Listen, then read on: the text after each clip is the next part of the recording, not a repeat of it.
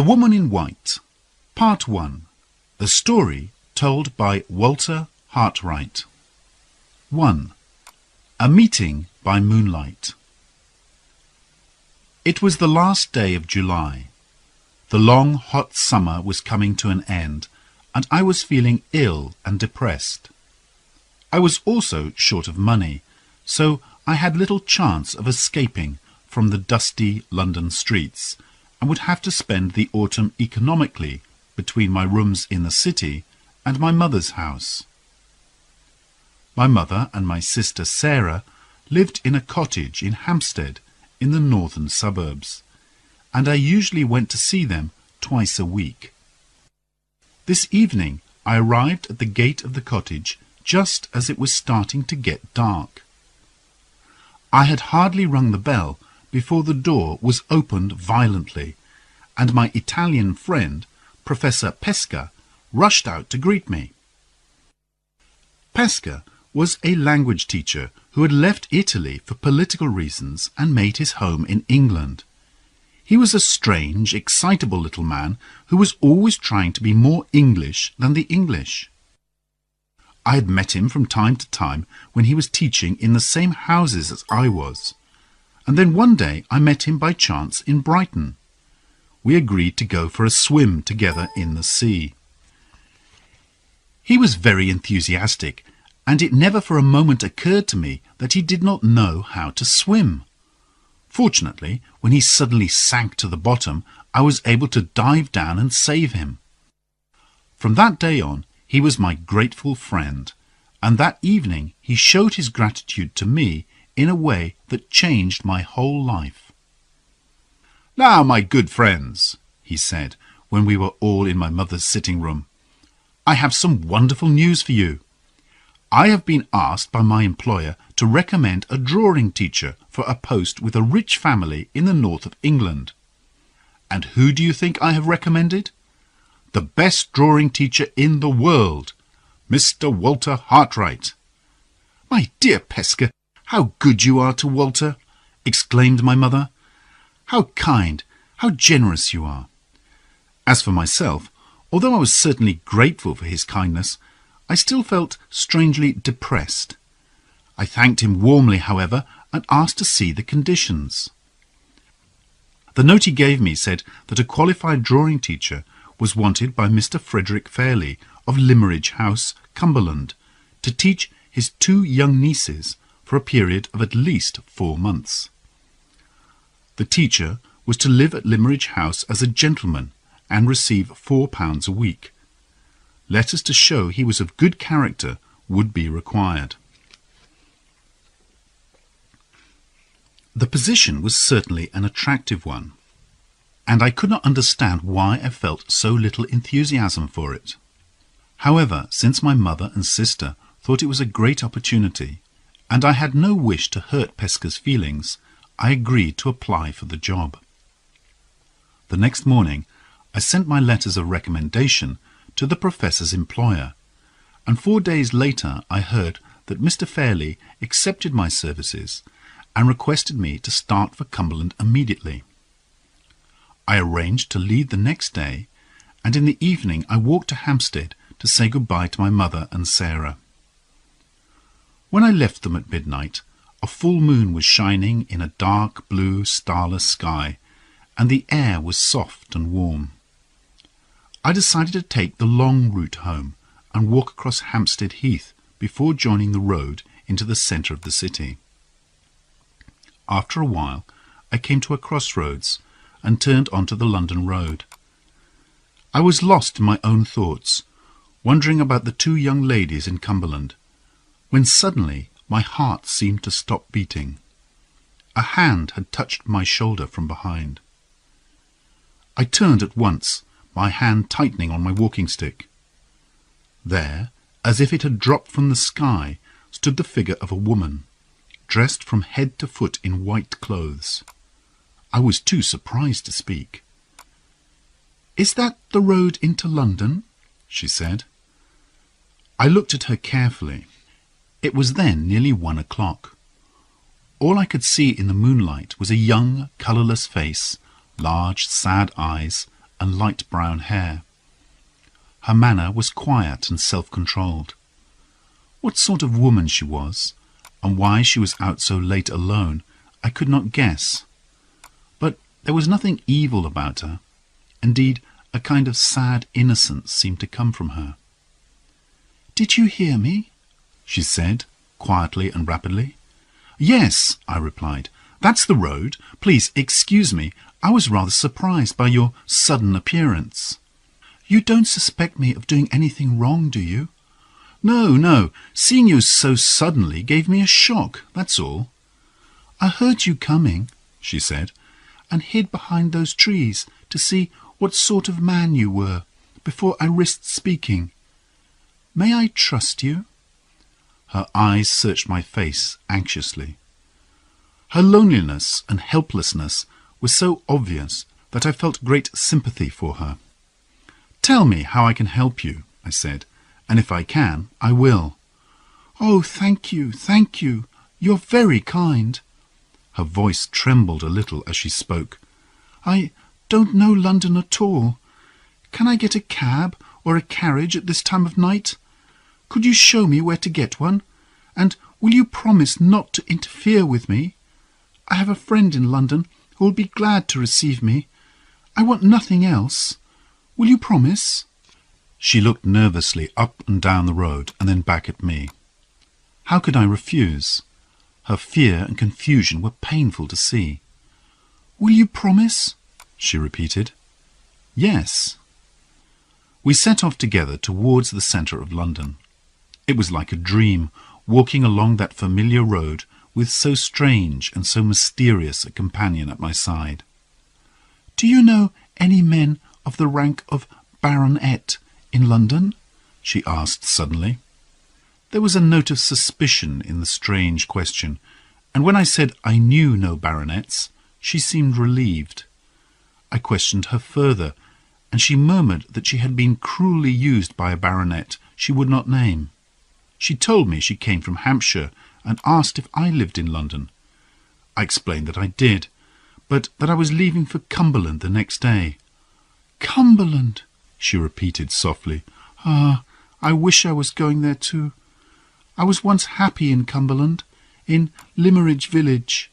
I'd like to see Limmeridge House again." "Limmeridge House?" I stopped, amazed. "What's wrong?" she asked anxiously. "Did you hear anybody calling after us?"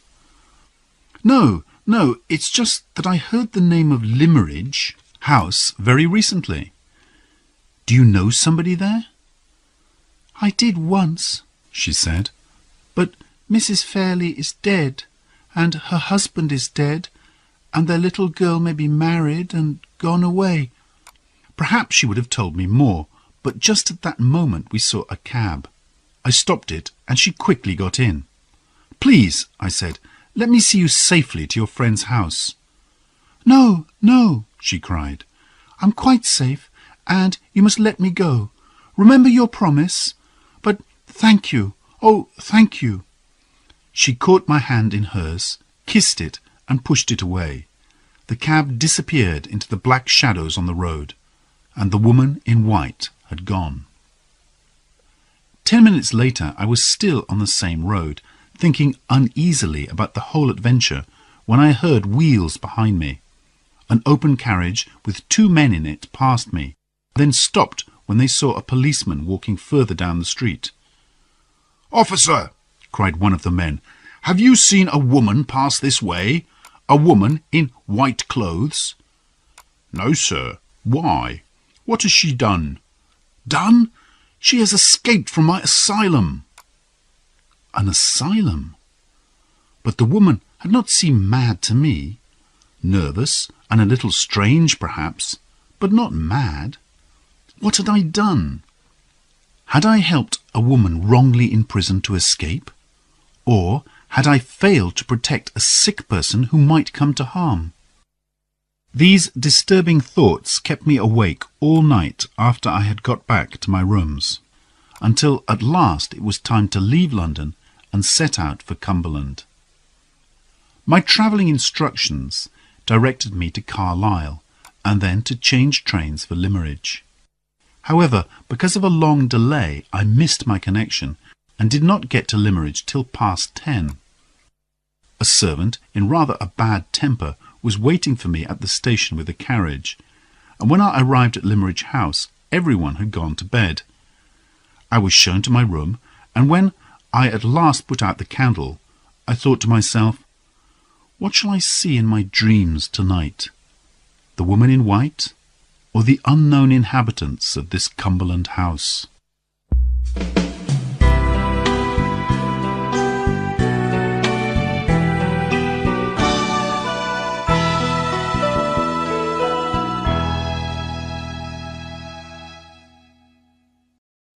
Two. Life at Limmeridge House. When I got up the next morning, I was greeted by bright sunlight and a view of blue sea through the window. The future suddenly seemed full of promise. I found my way down to the breakfast room, and there, looking out of a window with her back turned to me, was a young woman with a perfect figure. But when she turned and walked towards me, I saw to my surprise that her face was ugly. Hair grew on her upper lip, and her mouth was large and firm. It was almost a man's face, but the friendly smile she gave me softened it and made her look more womanly. She welcomed me in a pleasant, educated voice and introduced herself as Marian Halcombe, Miss Fairley's half-sister. My mother was twice married, she explained in her easy, friendly manner. The first time to Mr. Halcombe, my father, and the second time to Mr. Fairley, my half-sister's father. My father was a poor man, and Miss Fairley's father was a rich man. I've got nothing, and she has a fortune. I'm dark and ugly, and she's fair and pretty. She said all this quite happily. My sister and I are very fond of each other, so you must please both of us, Mr. Hartwright, or please neither of us. She then told me that Miss Fairley had a headache that morning and was being looked after by Mrs. Vesey, an elderly lady who had once been Miss Fairley's governess. So we shall be alone at breakfast, Mr. Hartwright, she said. As for Mr. Fairley, your employer, you will doubtless meet him later. He is Miss Fairley's uncle, a single man who became Miss Fairley's guardian when her parents died. He suffers from some mysterious illness of the nerves and never leaves his rooms. While we ate breakfast, she described the quiet, regular life that she and her sister led. Do you think you will get used to it? She said, or will you be restless and wish for some adventure? Hearing the word adventure reminded me of my meeting with the woman in white and her reference to Mrs. Fairley. I told Miss Halcombe all about my adventure, and she showed an eager interest, especially in the mention of her mother. But you didn't find out the woman's name? She said. I'm afraid not, only that she came from Hampshire. Well, I shall spend the morning, said Miss Halcombe, looking through my mother's letters. I'm sure I will find some clues there to explain this mystery. Lunch is at 2 o'clock, Mr. Hartwright, and I shall introduce you to my sister then. After breakfast, Mr. Fairley's personal servant, Lewis, came to tell me that Mr. Fairley would like to see me. I followed the servant upstairs and was shown into a large room full of art treasures. There, in an armchair, sat a small, pale, delicate-looking man of about 50. Despite his fine clothes and the valuable rings on his soft white fingers, there was something very unattractive about him. So glad to have you here, Mr. Hartwright, he said in a high, complaining voice. Please sit down, but don't move the chair. In my state of nerves, any movement is painful to me. And may I ask if you have found everything satisfactory here at Limmeridge? When I began to reply, he at once raised his hand to stop me. Please excuse me, but could you speak more softly? I simply cannot bear loud voices, or indeed any kind of loud sound.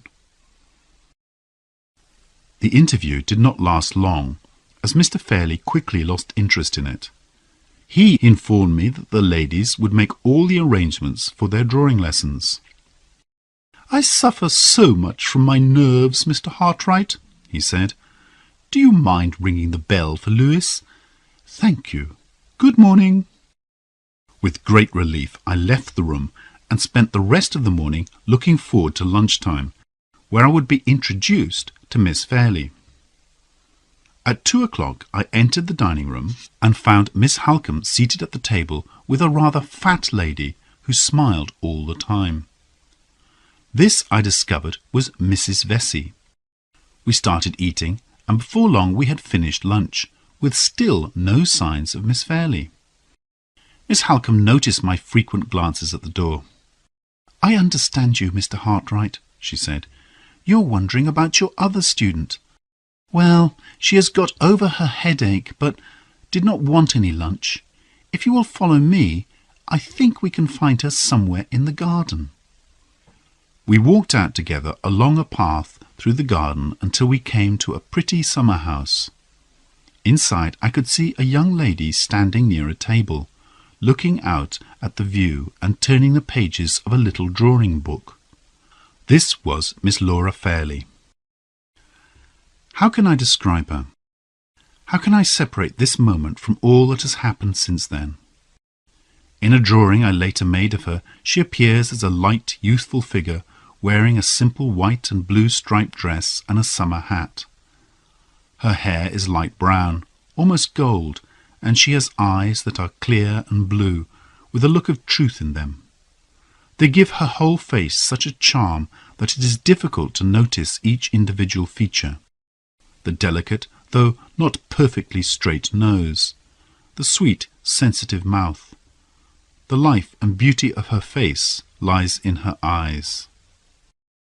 Such was my impression, but at the same time I felt there was something about her that I could not explain, something that I ought to remember but could not.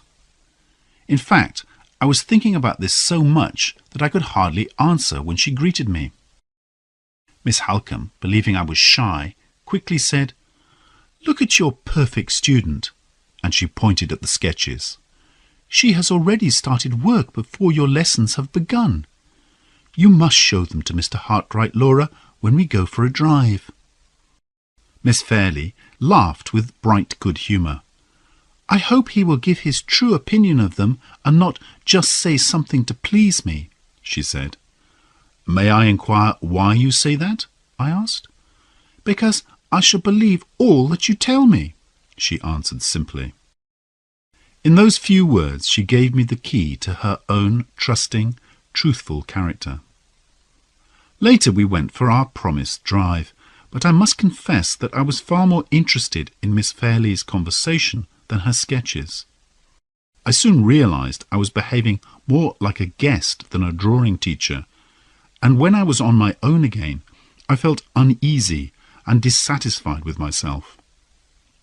At dinner that evening, these feelings soon disappeared, and when the meal was over, we went into a large sitting room with glass doors leading into the garden. Mrs. Vesey fell asleep in an armchair, and Miss Halcombe sat near a window to look through her mother's letters. At my request, Miss Fairley played the piano. How will I ever forget that peaceful picture? The flowers outside, the music of Mozart, Miss Halcombe reading the letters in the half-light, the delicate outline of Miss Fairley's face against the dark wall. It was an evening of sights and sounds to remember forever. Later, when Miss Fairley had finished playing and had wandered out into the moonlit garden, Miss Halcombe called me. "Mr. Hartright, will you come here for a minute?" I went over and she showed me a letter. "It's from my mother to her second husband 12 years ago. She mentions a lady from Hampshire called Mrs. Catherick, who had come to look after her sick sister living in the village. It seems she brought her only child with her, a little girl called Anne, who was about a year older than Laura. I was in school in Paris at the time. My mother, who took a great interest in the village school, says the little girl was slow in learning, so she gave her lessons here at the house.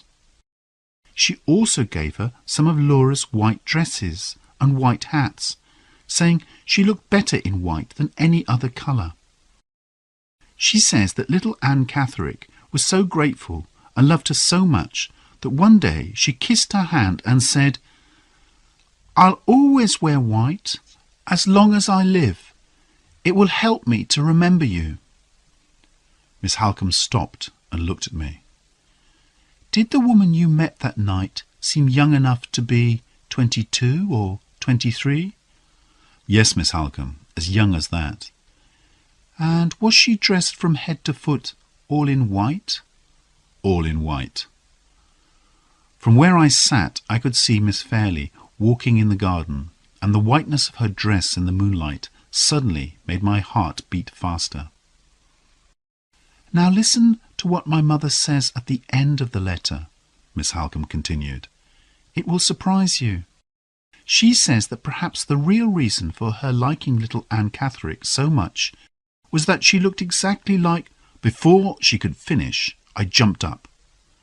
Outside stood Miss Fairley, a white figure alone in the moonlight, and suddenly I realized what it was that I had been unable to remember.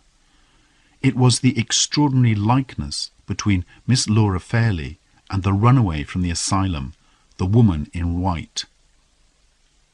"You see it," said Miss Halcombe, "just as my mother saw the likeness between them years ago." "Yes," I replied, "but very unwillingly. To connect that lonely, friendless woman, even by an accidental likeness, to Miss Fairley disturbs me very much. I don't like to think of it. Please call her in from that horrible moonlight." "We won't say anything about this likeness to Laura," she said. "It will be a secret between you and me." Then she called Miss Fairley in, asking her to play the piano again, and so my first eventful day at Limmeridge House came to an end. The days passed, the weeks passed, and summer changed into a golden autumn. A peaceful, happy time, but at last I had to confess to myself my real feelings for Miss Fairley. I loved her. Every day I was near her in that dangerous closeness which exists between teacher and student. Often, as we bent over her sketchbook, our hands and faces almost touched. I breathed the perfume of her hair. I should have put a professional distance between myself and her, as I had always done with my students in the past, but I did not, and it was soon too late. By the 3rd month of my stay in Cumberland, I was lost in dreams of love and blind to the dangers ahead of me.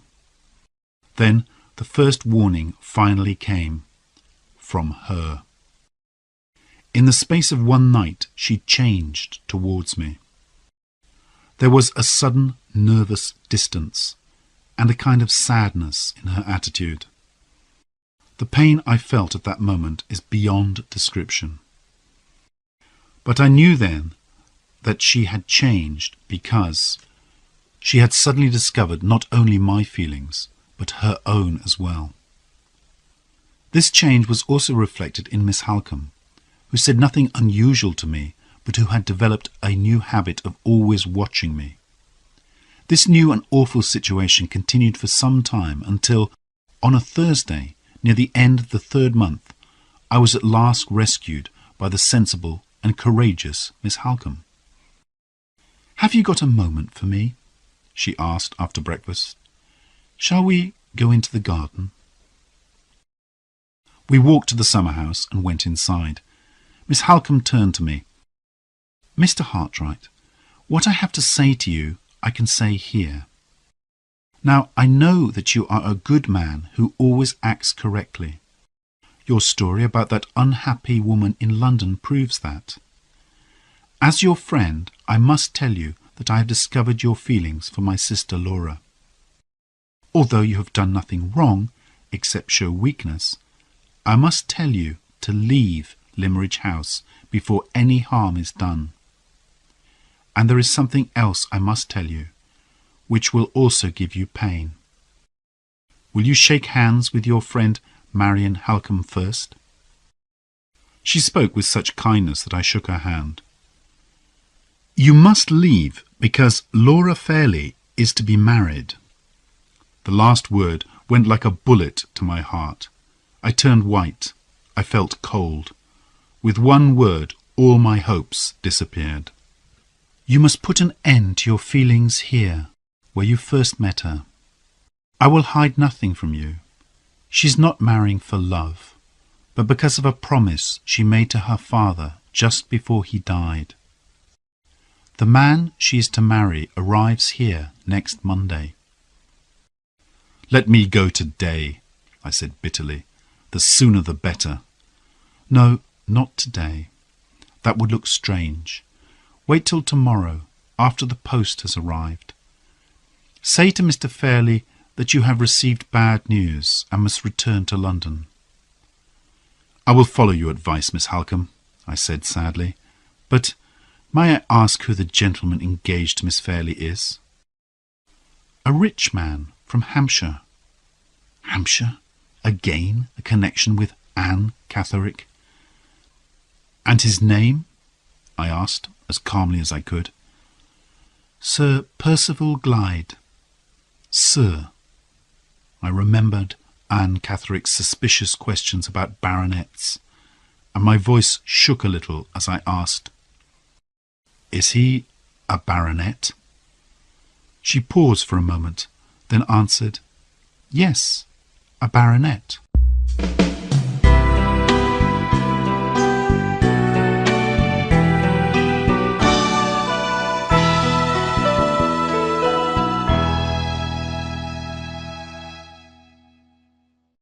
(3) The unsigned letter. As I sat alone in my room later that morning, my thoughts crowded in on me. There was no reason at all for me to connect Sir Percival Glyde with the man who had made Anne Catherick so afraid. But I did. My suffering was great, but even greater was my feeling that some terrible, invisible danger lay ahead of us. Then I heard a knock at my door. It was Miss Halcombe. "Mr. Hartwright, I'm sorry to disturb you, but you're the only person who can advise me. A letter has just arrived for Miss Fairley. A horrible, unsigned letter warning her not to marry Sir Percival Glyde. It has upset my sister very much. Should I try to find out who wrote it, or wait to speak to Mr. Gilmore, Mr. Fairley's legal adviser, who arrives tomorrow?" She gave me the letter. There was no greeting, no signature. "Do you believe in dreams, Miss Fairley? Last night I dreamt I saw you in your white wedding dress in a church, so pretty, so innocent. By your side stood a man with the scar of an old wound on his right hand. A handsome man, but with a black, evil heart. A man who has brought misery to many, and who will bring misery to you. And in my dream I cried for you. Find out the past life of this man, Miss Fairley, before you marry him. I send you this warning, because your mother was my first, my best, my only friend." These last words suggested an idea to me, which I was afraid to mention. Was I in danger of losing my balance of mind? Why should everything lead back to the woman in white? "I think a woman wrote this letter," said Miss Halcombe. "It certainly refers to Sir Percival. I remember that scar. What should I do, Mr. Hartwright? This mystery must be solved. Mr. Gilmore is coming to discuss the financial details of Miss Fairley's marriage, and Sir Percival arrives on Monday to fix the date of the marriage, though Miss Fairley does not know this yet." The date of the marriage. Those words filled me with jealous despair. Perhaps there was some truth in this letter. If I could find the writer, perhaps I would find a way to prove that Sir Percival Glyde was not the honest man he seemed.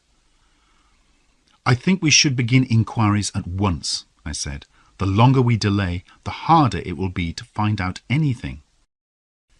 We questioned the servants and learnt that the letter had been delivered by an elderly woman, who had then disappeared in the direction of the village. People in Limmeridge remembered seeing the woman, but no one could tell us who she was or where she had come from. Finally, I suggested asking the schoolteacher. As we approached the school door, we could hear the teacher shouting at one of the boys, saying angrily that there were no such things as ghosts. It was an awkward moment, but we went in anyway and asked our question. The teacher could tell us nothing. However, as we turned to leave, Miss Halcombe spoke to the boy standing in the corner. "Are you the foolish boy who was talking about ghosts?" "Yes, miss, but I saw one. I saw it yesterday, in the churchyard. I did. It was the ghost of Mrs. Fairley." His answer visibly shocked Miss Halcombe, and the teacher quickly stepped in to explain that the silly boy had said he had seen, or probably imagined, a woman in white standing next to Miss Fairley's grave as he passed the churchyard yesterday evening. There was nothing more to it than that. "What's your opinion of this?" Miss Halcombe asked me as we went out of the school. "The boy may have seen someone," I said, "but not a ghost. I think we should examine the grave. I have the suspicion, Miss Halcombe, that the writer of the letter and the imagined ghost in the churchyard might be the same person." She stopped, turned pale, and looked at me. "What person?" "Anne Catherick," I replied. "The woman in white." "I don't know why, but your suspicion frightens me," she said slowly. "I will show you the grave, and then I must go back to Laura. We'll meet again at the house later." In the churchyard, I examined Mrs. Fairley's grave carefully and noticed that the gravestone had been partly cleaned. Perhaps the person who had done the cleaning would return to finish the job. I decided to come back that evening and watch. Back at the house, I explained my plan to Miss Halcombe, who seemed uneasy but made no objection. So, as the sun began to go down, I walked to the churchyard, chose my position, and waited. After about half an hour, I heard footsteps. Then two women passed in front of me and walked to the grave. One wore a long cloak with a hood over her head, hiding her face. Below the cloak, a little of her dress was visible, a white dress. The other woman said something to her companion, and then walked away round the corner of the church, leaving the woman in the cloak next to the grave. After looking all around her, she took out a cloth, kissed the white cross, and started to clean it. I approached her slowly and carefully, but when she saw me, she jumped up and looked at me in terror. There in front of me was the face of the woman in white. "Don't be frightened," I said. "Surely you remember me?" Her eyes searched my face. "I helped you to find the way to London," I went on. "Surely you have not forgotten that." Her face relaxed as she recognized me, and she sighed in relief.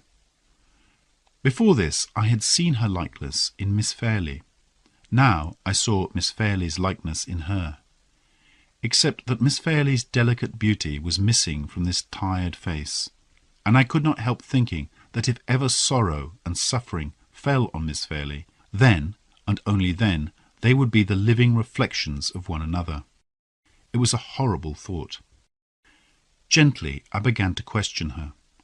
I told her that I knew she had escaped from an asylum, and that I was glad I had helped her. But had she found her friend in London that night? "Oh, yes, that was Mrs. Clements, who is here with me now. She was our neighbour in Hampshire, and took care of me when I was a little girl. She has always been my friend." "Have you no father or mother to take care of you?" "I never saw my father. I never heard mother speak of him, and I don't get on well with her. I'd rather be with Mrs. Clements, who is kind, like you." I learnt that she was staying with the relations of Mrs. Clements at a farm 3 miles from the village. But there were other, harder questions I wanted to ask. Who had shut her away in an asylum? Her unkind mother, perhaps? What was her motive in writing the letter to Miss Fairley, accusing Sir Percival Glyde? Was it revenge? What wrong had Sir Percival done her? She was easily frightened, easily confused, and could only hold one idea in her mind at a time. I tried not to alarm her. Had she ever, I asked, been wronged by a man and then abandoned? Her innocent, puzzled face told me that was not the answer. All the time we were talking, she was cleaning the gravestone with her cloth. "Mrs. Fairley was my best friend," she murmured, "and her daughter—" She looked up at me, then away again, as though hiding her face in guilt. "Is Miss Fairley well and happy?" she whispered anxiously. I decided to try and surprise a confession from her. "She was not well or happy this morning after receiving your letter. You wrote it, didn't you? It was wrong to send such a letter." Her face went deathly pale. Then she bent down and kissed the gravestone. "Oh, Mrs. Fairley, tell me how to save your daughter. Tell me what to do." "You mention no names in the letter, but Miss Fairley knows that the person you describe is Sir Percival Glyde. The moment I said his name, she gave such a scream of terror that my blood ran cold. Her face, now full of fear and hatred, told me everything. Without doubt, the person who had shut her away in the asylum was Sir Percival Glyde. At the sound of her scream, Mrs. Clements came running and, looking angrily at me, said, "What is it, my dear? What has this man done to you?" "Nothing," the poor girl said. "He was good to me once. He helped me." She whispered the rest in her friend's ear. Then Mrs. Clements put her arm around Anne Catherick and led her away. I watched them go, feeling great pity for that poor, pale, frightened face. Half an hour later I was back at the house, and the story I told Miss Halcombe made her very worried. "I am certain Sir Percival Glyde put Anne Catherick in the asylum," I said. "But why? What is the connection between them?" "We must find out," said Miss Halcombe. "We will go to the farm tomorrow, and I will speak to Anne Catherick myself." The first thing I had to do the next morning was to ask Mr. Fairley if I could leave my job a month early. As his nerves were particularly bad, I could not speak to him directly, but had to write a note, explaining that some unexpected news forced me to return to London. In reply, I received a most unpleasant letter informing me that I could go. Once such a letter would have upset me greatly.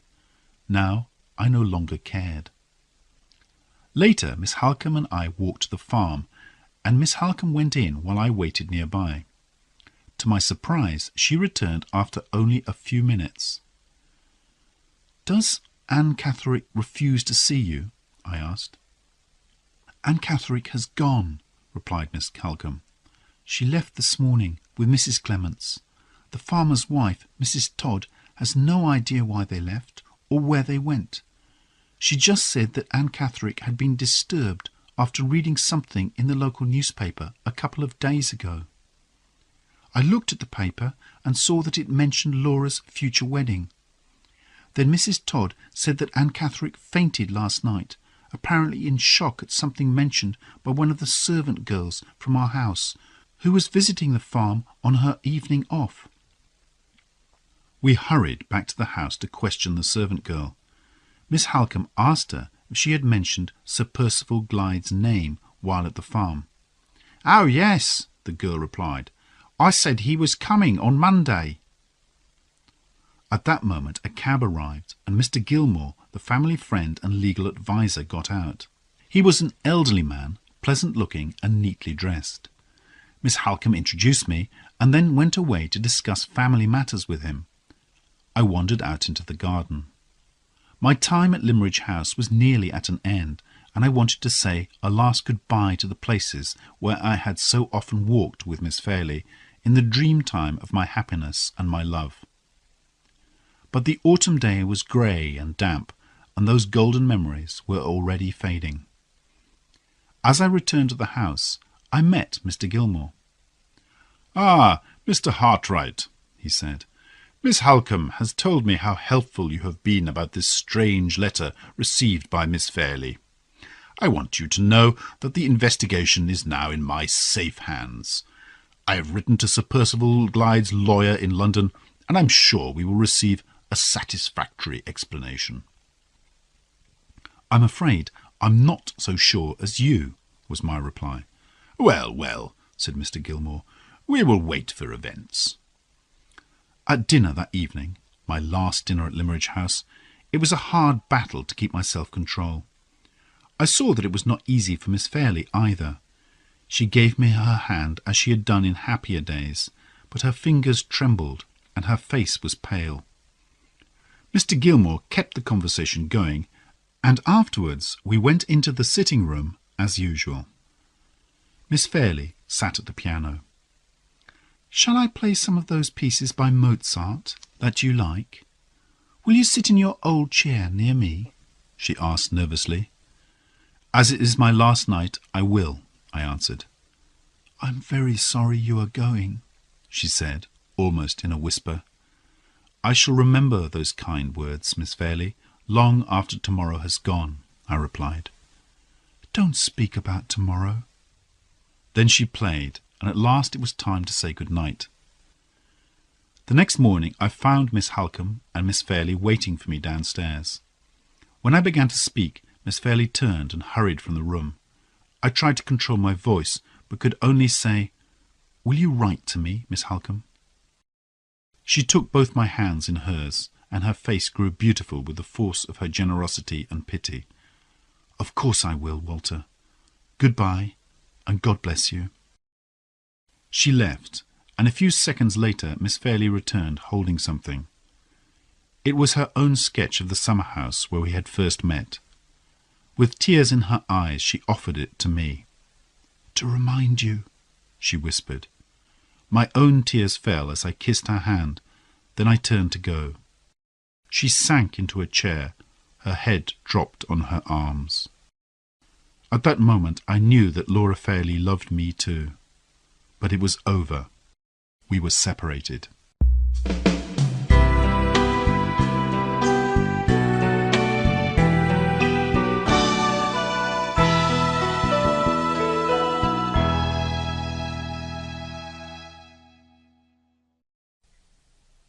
Part 2.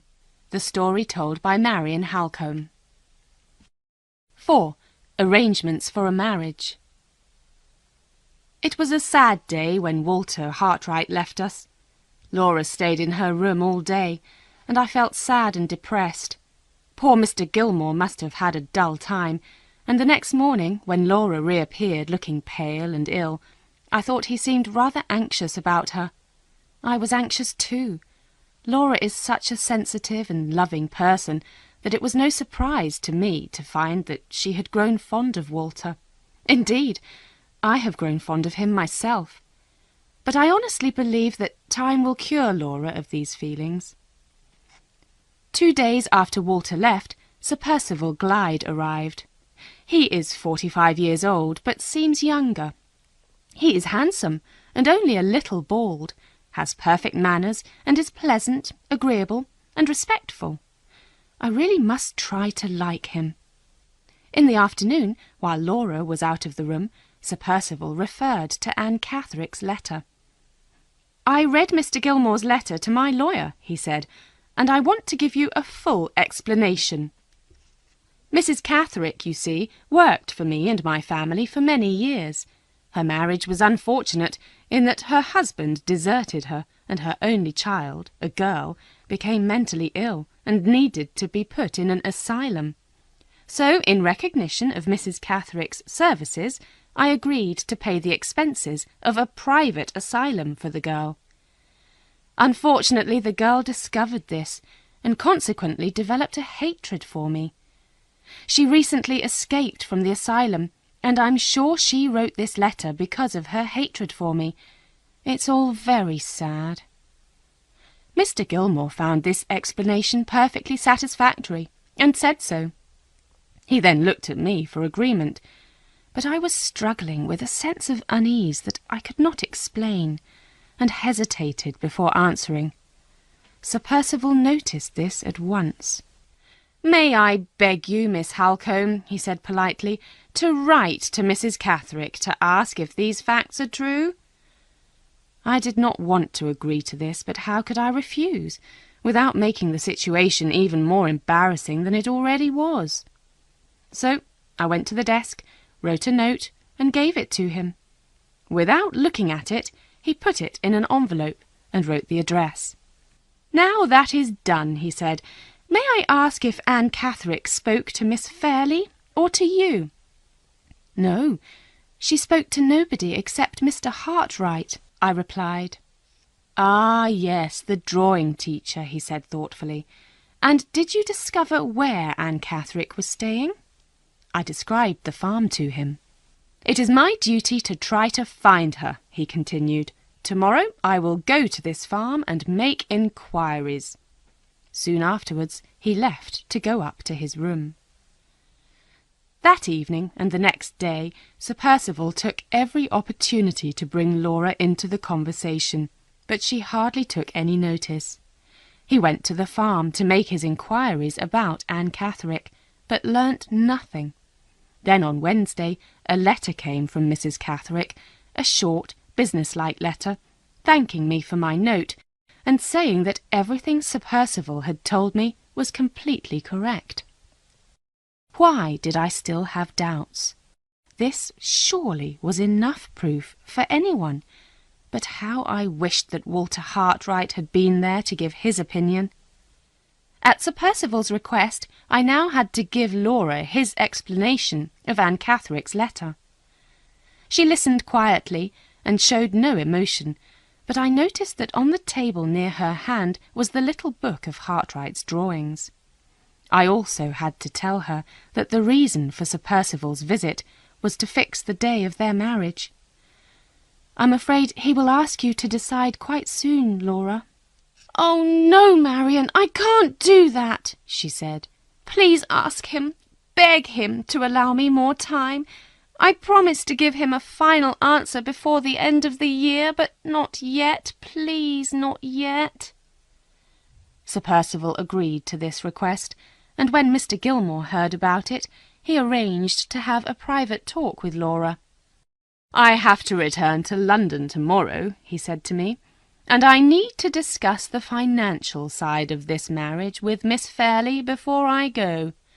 As you know, she will inherit a great deal of money and property when she becomes 21 next March, and I must include all this in the marriage agreement in a way that reflects Miss Fairley's own wishes and is also acceptable to Sir Percival."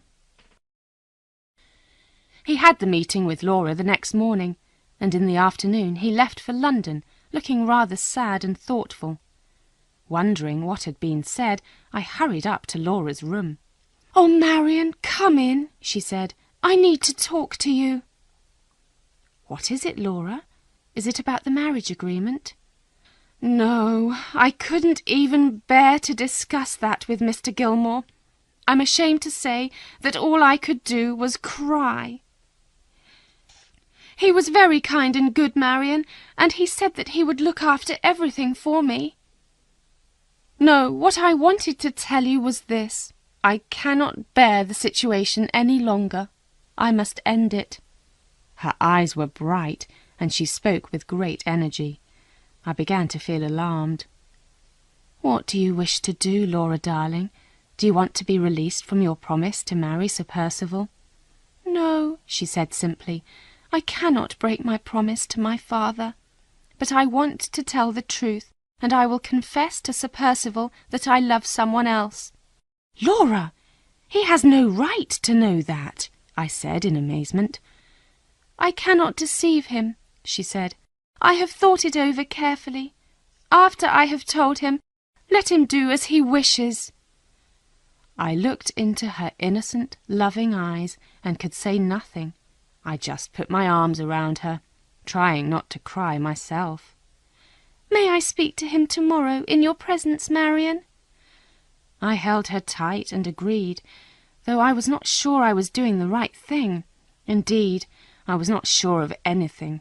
I could not understand how I had failed to see how deeply she loved Walter Hartwright. For the first time in my life I had made a mistake about her. Now I realized that she would love him all her life. The first thing that happened the next morning did nothing to make me feel more cheerful. A letter arrived for me from poor Walter Hartwright. He had decided to leave England, and asked me if I could help him find employment abroad. I was then alarmed to read that since his return to London he had neither seen nor heard anything of Anne Catherick, but suspected he had been watched and followed by strange men. I was worried about his state of mind, so I immediately wrote to some friends in London to ask if they could help him find a suitable job in another country. Laura, of course, knew nothing about these letters. Sir Percival did not join us for breakfast, but sent a message saying he would meet us at 11 o'clock, as arranged. Laura seemed calm and unusually self-controlled. I had never seen her like this. It was almost as if love had created a new force in her character. At exactly 11, Sir Percival knocked and entered, with anxiety and worry in every line of his face. This meeting would decide his future life, and he obviously knew it. "You may wonder, Sir Percival," said Laura calmly, "if I am going to ask to be released from my promise to marry you. I am not going to ask this. I respect my father's wishes too much." His face relaxed a little, but I saw one of his feet nervously beating the carpet. "No, if we are going to withdraw from our planned marriage, it will be because of your wish, Sir Percival, not mine." "Mine?" he said in great surprise. "What reason could I have for withdrawing?" "A reason that is very hard to tell you," she answered. "There is a change in me." His face went so pale that even his lips lost their colour. He turned his head to one side. "What change?" he asked, trying to hide his nervousness. "When the promise was made 2 years ago," she said, "my love did not belong to anyone. Will you forgive me, Sir Percival, if I tell you that it now belongs to another person?" Her tears started to fall, and Sir Percival hid his face behind his hand, so that it was impossible to know what he was thinking. He made no answer, and my temper got the better of me. "Sir Percival," I said sharply, "have you nothing to say? You have already heard more than you have a right to hear." "But I didn't ask for that right," he said, avoiding my question. "I wish you to understand," Laura continued, "that I will never see this person again, and that if you leave me, you only allow me to remain a single woman for the rest of my life. All I ask is that you forgive me and keep my secret." "I will do both those things," he said. Then he looked at Laura as if he was waiting to hear more. "I think I have said enough to give you reason to withdraw from our marriage," she added quietly. "No, you have said enough to make it the dearest wish of my life to marry you," he said, getting up and advancing towards her. Laura gave a cry of surprise, but I had more than half expected this. Every word she had spoken had shown her honesty and her innocence, but these fine qualities had destroyed her own hopes of a release. Sir Percival understood very well the priceless value of a pure and true woman. Why would he give her up now? "I will do everything I can to earn your love," he said, "and perhaps in time I will win it." "Never," she answered, looking more beautiful than ever. "I will be your true and loyal wife, but never your loving wife." "That is enough for me. I accept your loyalty and your truth," he said, then raised her hand to his lips and silently left the room. Laura sat without moving. I put my arm around her. At last she said, "I must resign myself, Marion. If you write to Walter, don't tell him how unhappy I am. And if I die first, please say to him, say what I could never say myself. Say I loved him."